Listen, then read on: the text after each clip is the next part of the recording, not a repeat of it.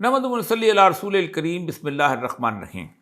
لیس البر ان تولوا وجوہکم قبل المشرق والمغرب ولکن البر من آمن باللہ والیوم الآخر والملائکۃ والکتاب والنبیین وآتى المال علی حبہ ذوی القربى والیتامى والمساکین وابن السبیل والسائلین وفی الرقاب وقام الصلاۃ وآتوا الزکاۃ والموفون بعہدہم اذا عاہدوا والصابرین فی البأساء والضراء وحین الباس اولئک الذین صدقوا واولئک هم المتقون۔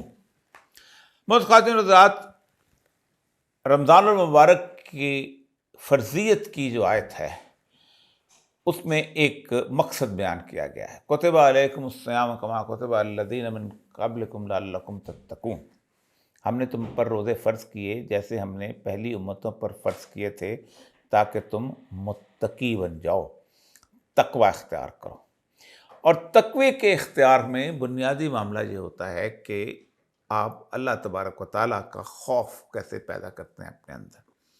تقوی کی جو عمومی جو ڈیفینیشن ہے، جو تعریف ہے، وہ تو بے شمار ہے، لیکن ایک حدیث کا بن عبار نے عبداللہ بن عمر سے پوچھا تھا کہ کیا ہے تقوی، تو فرمایا کہ تم ایک جھاڑیوں والے جنگل میں سے ریشمی لباس کو لے کے گزرو اور کانٹوں سے دامن بچاتے بچاتے چلو۔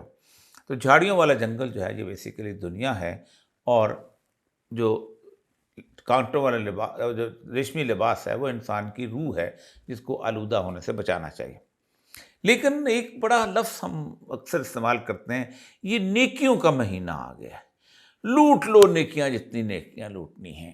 اور نیکیوں کے بارے میں کہا جاتا ہے نماز پڑھیں گے تو اتنی نیکیاں ہو جائیں گی، روزہ رکھیں گے اتنی نیکیاں ہو جائیں گی، روزے کے اندر تہجد پڑھیں گے تو تراویح یقیناً ہوں گی۔ لیکن نیکی کا جو اعلیٰ ترین درجہ ہے، اور خاص طور پہ جو نیکی کو اللہ تبارک و تعالیٰ نے جس کی تعریف کی ہے، وہ اس سورہ بقرہ کی 170ویں آیت کے اندر ہے، اور اس کی آخری منزل اور منتہا یہ ہے کہ جو لوگ یہ کام کرتے ہیں اصل میں وہی سچے ہیں اور وہی متقی ہیں۔ اور وہ کیا ہے، اور نیکی ہے کیا؟ اللہ فرماتے ہیں لیس البر ان تولوا وجوہکم قبل المشرق والمغرب۔ تم کیا سمجھتے ہو نیکی یہ ہے کہ منہ مشرق کی طرف کر لیا یا منہ مغرب کی طرف؟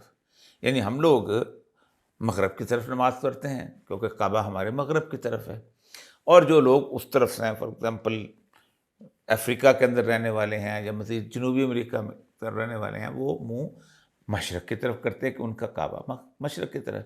تو اللہ فرماتے ہیں کہ اس سے یہ نیکی نہیں ہے کہ تو مشرق کی طرف کھڑے ہو کے نماز پڑھ لی اور اس کے بعد سجدہ دے دیا یا منہ مغرب کی طرف سے۔ فلاکن البر، اب اللہ بتاتے ہیں نیکی ہے کیا۔ سب سے پہلا درجہ جو نیکی کا اللہ فرماتے ہیں وہ ہے ایمان، اور ایمان کس پہ؟ لیس ولاکن البر من آمن باللہ، اللہ پر ایمان لے کے آؤ، وبالیوم الآخر، آخرت پر ایمان اس لیے ضروری ہے کہ آپ جو کچھ بھی کر رہے ہیں اس کے بارے میں آپ کو اس بات کا یقین ہونا چاہیے کہ ایک آخرت کا دن ہے جہاں اس کی جزا اور سزا دی جائے گی۔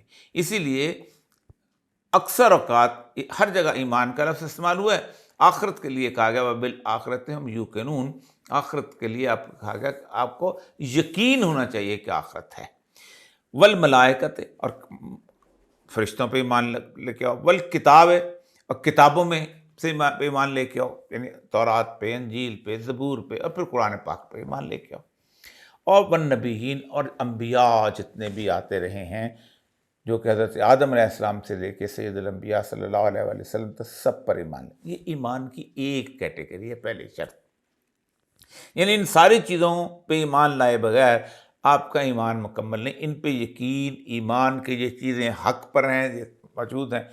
اور پھر نیکی کا آغاز کہاں سے؟ نیکی کی پہلا آغاز یہ ہے کہ ایمان، اور اگلا یہ ہے کہ آت المال علی حبہ ذوی القربى والیتامى والمساکین، اور پھر اس مال سے خرچ کرو جس سے تم پیار کرتے ہو، یعنی وہ مال جو کہ اپنے آئندہ کاروبار کو بڑھانے کے لیے بچا کر رکھا ہوا ہے، وہ مال جو آپ نے ورلڈ ٹور لگانے کے لیے رکھا ہوا ہے، وہ مال جو آپ نے نیا سوٹ لینے کے لیے رکھا ہوا ہے، وہ مال جس کے لیے آپ کوئی اور تعیش کرنا چاہتے ہو یا گاڑی کا نیا ماڈل بدلنا چاہتے ہو اس کے لیے رکھا ہوا، اس سے آت المال علی حبہ، وہ مال جس کو تم پسند کرتے ہو، محبت کرنے ہو، کس پہ خرچ کرو؟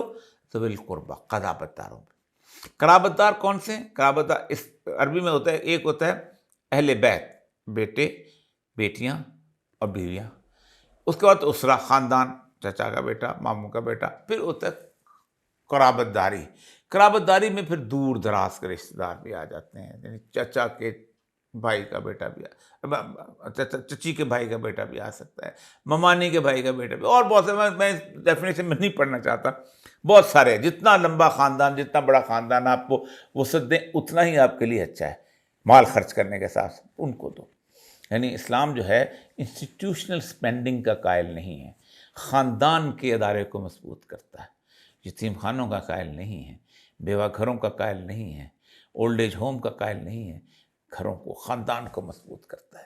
اور یہ نہیں ہو سکتا کہ تم فلاں جگہ تو دے آؤ، بڑے بڑے مختلف قسم کے ویلفیئر انسٹیٹیوشنز کو دے آؤ، لیکن اپنے بھائی کا بیٹا جو ہے علاج سے محروم ہو جائے، یا اپنا بھائی جو ہے وہ در بدر کی ٹھوکریں کھاتا پھرے۔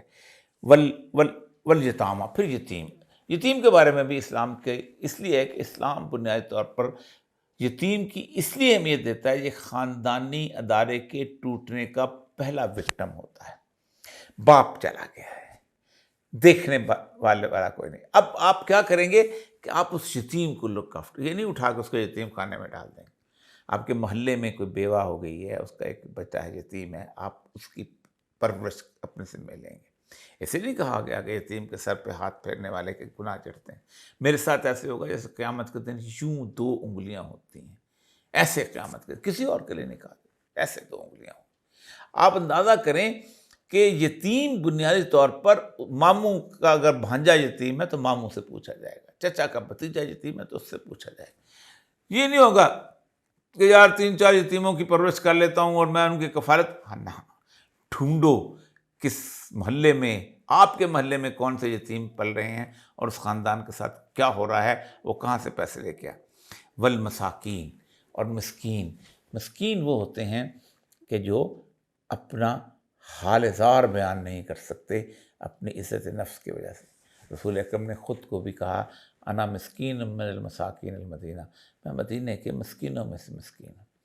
آپ کو پتہ ہونا چاہیے کہ آپ کے علاقے میں رہنے والا کون سا بندہ ہے کہ جس کے گھر میں بچی جوان ہو گئی تو اس کی شادی ہونے والی ہے، آپ کا ڈرائیور، آپ کا ملازم، آپ کا بھائی، آپ کی بہن، آپ کا بھانجا، کس کے گھر کے اندر اس نے اچھے نمبر لے لیے ہیں، اس نے آگے تعلیم حاصل کرنی ہے، تو آپ کی مدد کے بغیر وہ نہیں کر سکتا، پھر اس پہ خرچ کرو۔ اور اس کے بعد فرمایا والسائلین، جو پھر مانگنے کے لیے، حق للسائل والمحروم، تمہارے مال کے اندر سائل کا بھی حق ہے اور محروم کا بھی حق ہے۔ ایک کسی نے رسول اللہ صلی اللہ علیہ وسلم سے پوچھا، صحابی نے، کہ یا رسول اللہ، کہ وہ ہو سکتا ہے کہ ناحق آدمی جو ہے اس کو، وہ مجھ سے سوال کرتے میں اس کو بھی دوں؟ فرمایا ہاں دو، کیونکہ تم کو جو ناحق اللہ کی طرف سے ملنے والا ہے وہ بند نہ ہو جائے۔ تم سمجھتے ہو مجھے حق ملا ہے، تم اس کی نعمتوں کا شکر ادا کرتے ہو کہ تم حق ملتے۔ وہ پھر رقاب، اور پھر اس کے بعد یہ ہے کہ آپ میں کہ غلاموں کو گردنیں چھڑاؤ لوگوں، قرض سے، اب تو غلاموں کا مسئلہ وہ نہیں رہ گیا، قرض چھڑاؤ لوگوں کے، گردنیں چھڑاؤ، بندھی ہوئی گردنیں۔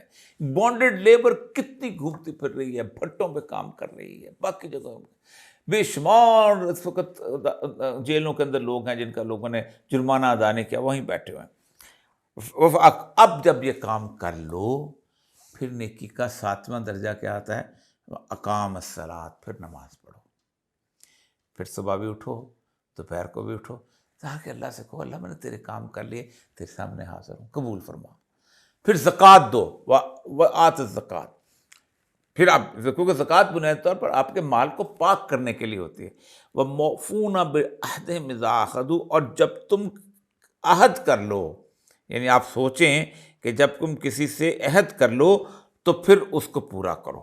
اور پھر اس کے بعد فرمایا وَالصَّابِرِينَ فِي الْبَأْسَاءِ وَالضَّرَّاءِ وَحِينَ الْبَأْسِ، اور سب سے اہم بات یہ ہے کہ وہ تنگ دستی میں، دکھ میں اور لڑائی میں صبر کرتے ہیں۔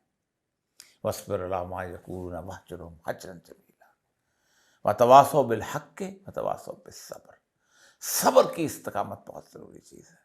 کہاں صبر کرتے ہیں؟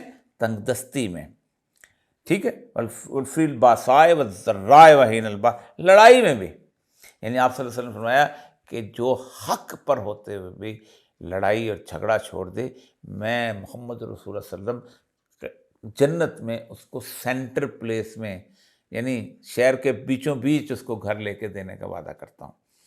اولئک الذین صدقوا واولئک هم المتقون، یہی تو سچے لوگ ہیں، اور اولئک هم المتقون، اور یہی وہی ہیں جو متقی ہیں، تقوی رکھنے والے ہیں، پرہیزگار ہیں۔